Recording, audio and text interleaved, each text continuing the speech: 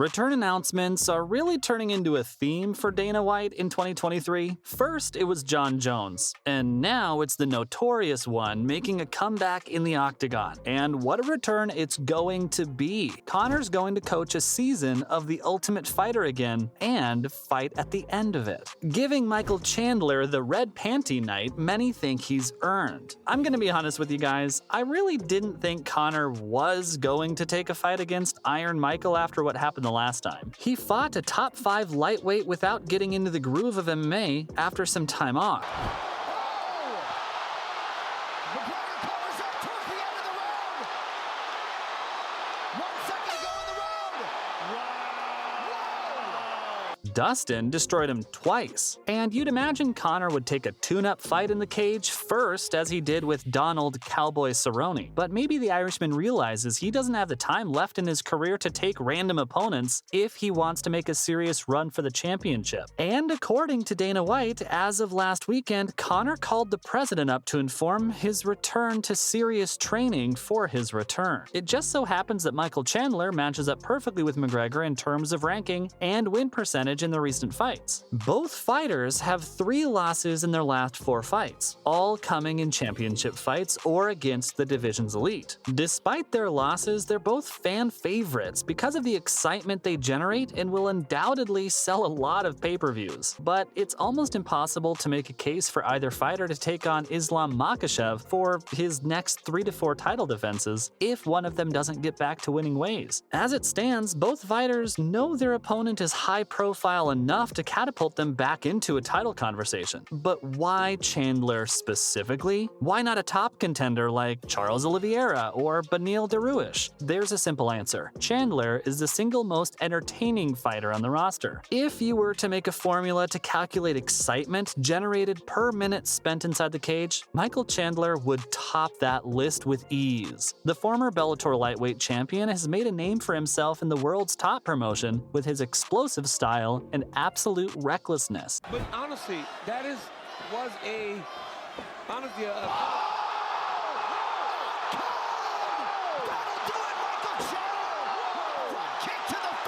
He's a pressure fighter that will throw the kitchen sink at you. It's how he made the most memorable debut of the modern era, and how he became the first fighter to ever knock Tony Ferguson out cold. Fans love him for both his skill and his willingness to jump in the fire, but it's also cost him. He got too reckless with Dustin Poirier and underestimated the Diamond's jiu-jitsu skills, getting choked out on the ground.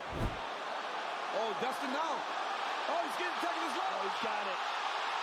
He's in time. Oh, that's under the tap. Dustin Poirier submits Michael Chandler in round 3. And remember the fight of the year contender with Gaethje? Chandler was doing good in the start, but once he started falling behind and realized he'd just let Justin kick the snot out of his legs, he just started walking Gaethje down like the Terminator, taking shots to the face and screaming in response. It made for a good poster, but Chandler was willing to risk damage for his desire to either win or get knocked out trying. To hell with decision victories. That's the kind of mindset that makes you a superstar in this sport, even if it doesn't necessarily make you a champion, and Conor can take advantage of this reckless abandon. Conor may have spent some time away from the sport, but that signature left-hand counter won him a world championship in 14 seconds. Look at that uppercut. Now, Over the top, looking to finish it here. Conor McGregor, another first-round win. Wow!